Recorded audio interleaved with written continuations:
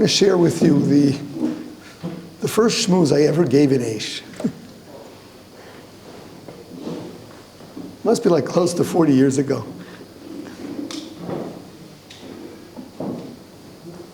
It was Parshas Beshalach.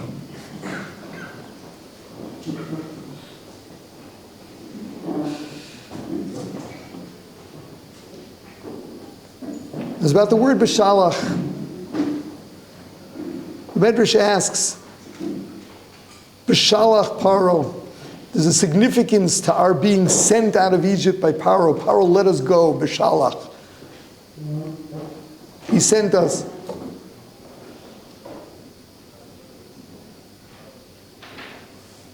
Says the Medrash, Klal Yisrael told Paro, Birshus nichnasnu.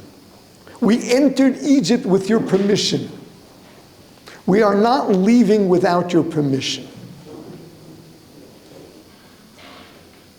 Beshalach, we waited until Paro said go. We didn't leave on our own.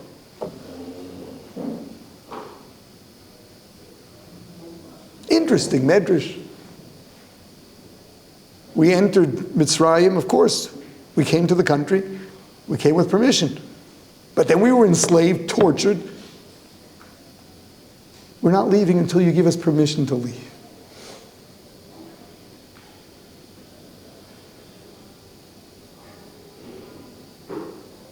So when I was in the mirror, Reb Chaim Shmulevitz used to say this. It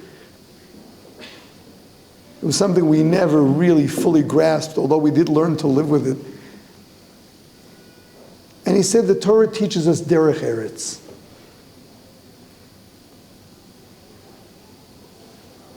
You enter with permission, you leave with permission.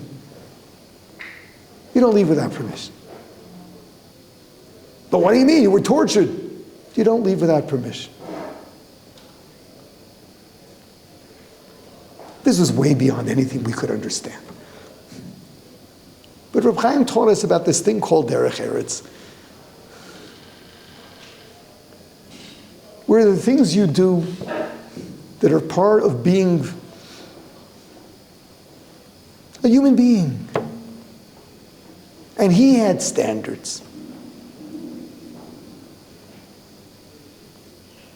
He said a similar thing with, among the garments of the Kohen Gadol, he had bells on them. The pasuk says, "V'nishma kolo b'vo'el kodesh," so that you would hear the noise when he went into the kodesh.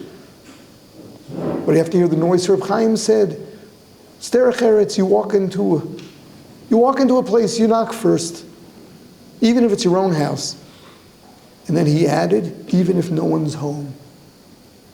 We didn't understand it, but in my days in the mirror, before you walked into your dorm room, even if you knew there was no one else there, you knocked. Standards of derech eretz. I heard that shmooze at least 3 times. But that was Reb Chaim. And he was somewhere else.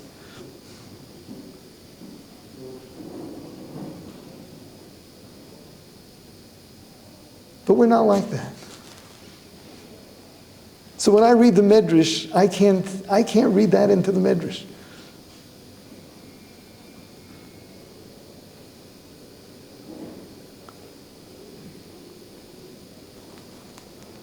So we're of a different generation. That's what I said then. Reb Chaim sees derech eretz in everything he looks at. We see chutzpah.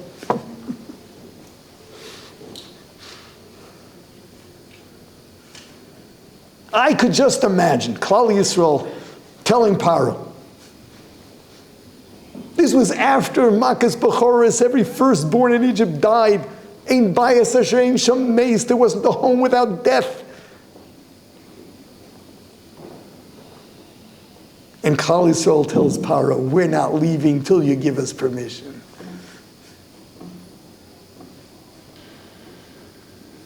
You're going to have to admit that you were wrong.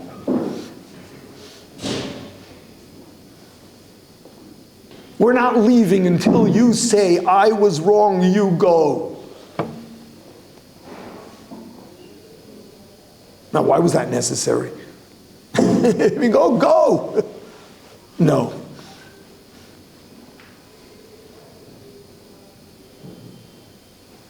We recognized that our enslavement was important to us, and that was over.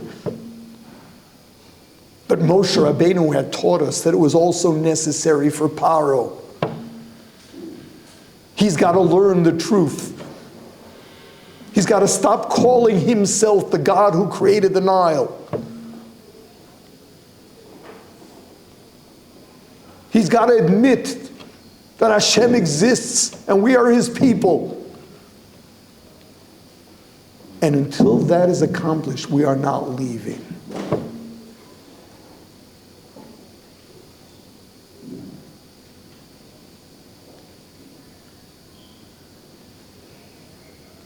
The current events of some 40 years ago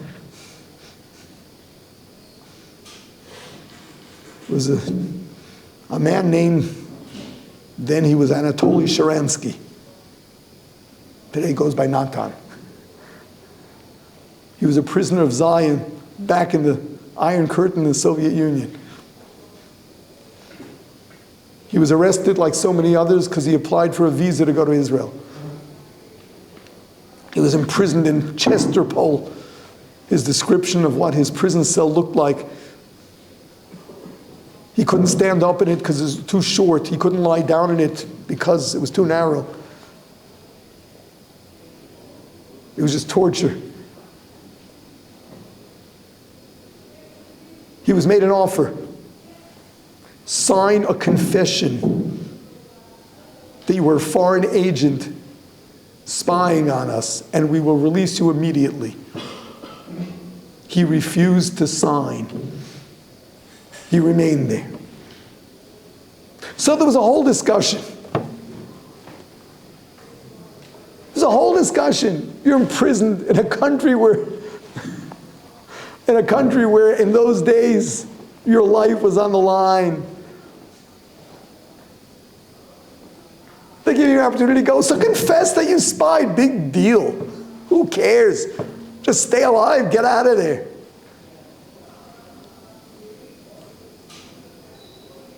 There are many who claim that. And the answer is, I took his side. The answer is, we understand that we don't just live for pragmatism. We don't just live to get out of situations. The Jewish nation is here to teach the world something. And we've got to prove our point. And if that means enduring more suffering until the then Soviet Union would have to let him go and sort of own up to the fact that he was imprisoned only because he was a proud Jew,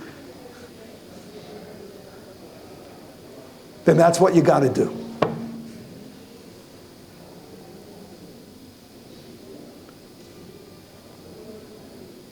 Life is not just about being practical.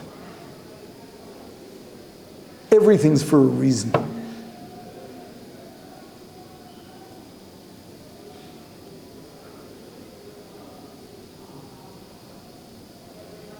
Beshalach. We couldn't leave Egypt until the Egyptians got the message, until Paro said, "You're right." Now, the mission was accomplished. Time to move on.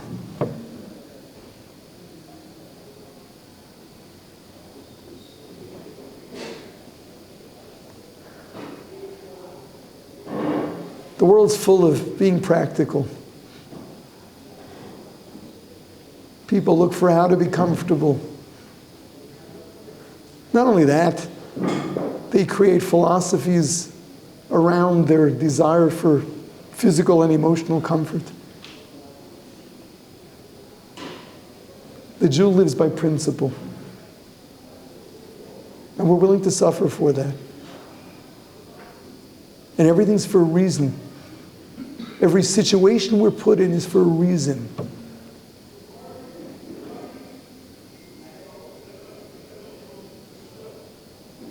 Not just how do I get out of this mess. It's what am I here for and what's it supposed to accomplish. It's not about bailing out. It's about achieving the purpose.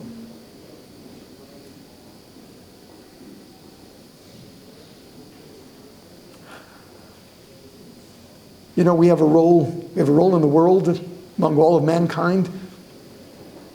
And even more so, we've got a role in the Jewish people. And the fact that it's nice and cozy here.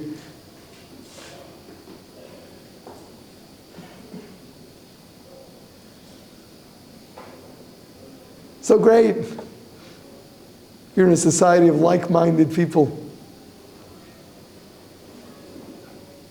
Doing lots of things you're enjoying.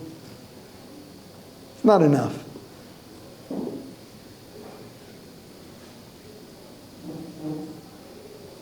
We were placed here in this day and age to understand the state of the Jewish people and understand what it is that they have to be taught. Remaining comfortable does not accomplish that, even if you feel holy.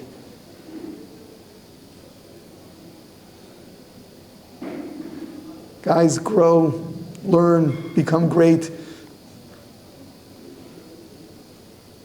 and get out there and save Jews. We have a message for them. And until they get it, we have not accomplished our mission. Even if it's cozy. We live for purpose. That's the Jew. So, make the most of your time here. And then reach every Jew you can and start planning today.